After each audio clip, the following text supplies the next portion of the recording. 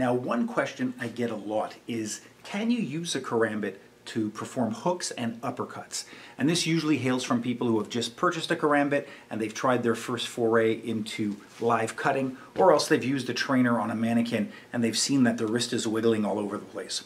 One of the main reasons that this happens is that, unlike an orthodox blade, which is jutting out in alignment with the axes of the forearm, a karambit is providing this large hooked, somewhat perpendicular lever on the outside of the fist. So there's a lot more leverage that's felt, a lot more wiggle and waggle in the wrist. It all points back to that importance of not over squaring the fist. There are times that the wrist will be square when I'm ripping out of a target, but generally it's that forward indexing of the index finger that's important, and then I will align my fist first and the blade will follow. I've equipped my Makiwara here with a basic pad build-up using some high-density jigsaw mats as the base, then thrown some punching bags and some leftover scrap foam at the front to give me this prodigious little ET belly and this face which looks like the illegitimate child of Hellboy and Randy, the bully marionette from the old Pee-wee's Playhouse. But it suffices, gives me a little bit of motivation, gives me something to aim for. So, when we're going into the belly, guys, if we look at conventional boxing, we have the variation of a vertical hook and a horizontal hook, and then when we talk about Slavic boxing, bare knuckle boxing, we oftentimes see the Slavic hook with the knuckle down.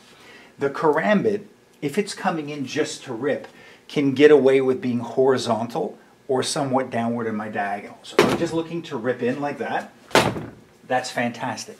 But if I'm looking to stick, I find that when I try to stop it, it's going to dig into my index a little bit and gouge the knuckle a bit. It's not as comfortable in alignment because the majority of my mass is not behind the blade. So if I do want to stick it in more like a stab, I find it better to go to a vertical hook or even somewhat more a shovel hook like this. So I'm getting into the body. So shovels or verticals for stabs and horizontal for rips and slices. But we see very quickly that this basic motion is super comfortable. I'll show you with both hands. So again, in or practicing that upper hook. What's most important is that no matter what tool you're using, what trainer, what live blade you're using, you practice gripping it and just aligning yourself softly so you can see the differences through the spectrum of motion.